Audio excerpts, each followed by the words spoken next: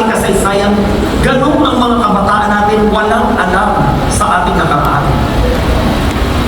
Alam niyo po ba, nagkaroon ng survey kung paano pinatay si Bonifacio, and DepEd has commissioned that survey a couple of years ago. 82% ng mga kabataan ngayon, ang sinagot nila, si Bonifacio ay pinatay ng mga Kastila. Siya ay namatay sa pakikipaglaban sapagkat siya ay matapang na tao. Mali na naman. Si Bonifacio ay pinatay ng kapwa nating kalahi nang dahil sa politika, nang dahil sa korupsyon, nang dahil sa padrino system na hanggang ngayon nangyayari pa rin sa ating bayan. Tama? Bakit ganon? Kasi nga, hindi tayo natututo sa kasaysayan. And once more, tinanggal ang kasaysayan sa basic education curriculum. Ganito po sa pamahalaan, sapagkat hindi nila tayo ginagawang matalino. Siguro nga naman, kung hindi matalino ang botante, paulit-ulit tayong boboto na nasa isang dinastiya o sa pamilya ng mga magnanakaw at iba. Siguro nga naman, kung bobo ang mga kabataan, mananatili lamang silang iidolo ng mga pogi at maganda, pero walang sustansyang pagkatao. Siguro nga naman, bibili lang tayo ng ticket, hindi para matuto, kundi para sumigaw at para iduluhin ang mga pogi at guwapo at maganda. Kalimutan na natin ang gano'n. Sapagkat tayo'y Pilipino, may matindi tayo lubong bughaw. Angat tayo sa buong Asya noon. Tayo ay magaling, tayo ay matalino, tayo ay maraming talento.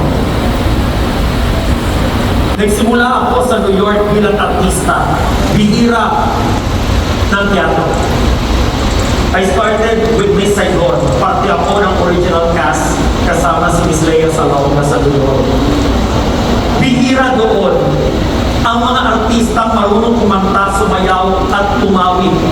Kung may marunong tumawid, marunong tumawid. Marunong sumayaw, marunong sumayaw. Marunong umarte, marunong umarte. Pero kahit Pilipino, kaya natin lahat yun gawin sabay-sabay. Tayo mga Pilipino, napakabuti at napakabalik. Magpunta ka sa ibang bansa, malaman mong Pilipino yung nakatabi mo, kakausapin mo. Magiging mabuti na sa kanya, tutulungan mo siya. Ang ibang lahi hindi gano'n. Sa sobrang bait nga natin, kinakalimutan natin yung mga pamilyang gumawa ng masama sa ating bayan at binoboto pa rin natin sila. Nangyari na sa panahon ni Bonifacio, kaya kayo, mga giliw namin kabataan, ang babago ng ating kapalaran. Kayo ang tatama sa pagkakamali namin mga nakatatanda. Kayo ang bubuhit ng ating kasaysayan at kayo ang babago sa bayan. Mangako kayo. Mangako kayo. Nangangako ba kayo? Nangangako ba kayo? Simula sa araw na ito, titingnan natin ang kasaysayan ginawa ni Bonifacio, ni Rizal, ni Luna, at ng marami pang iba, ng mga kababaihang katulad nila sila, katulad nila Jesus. At kapag inaalala natin ang kasaysayan, aalamin natin na tayo ang magiging susi ng mas magandang kinabukasan at babaguhin natin ang kapalaran. Iyon ang dahilan kung bakit narito kami ngayon sa Masbate.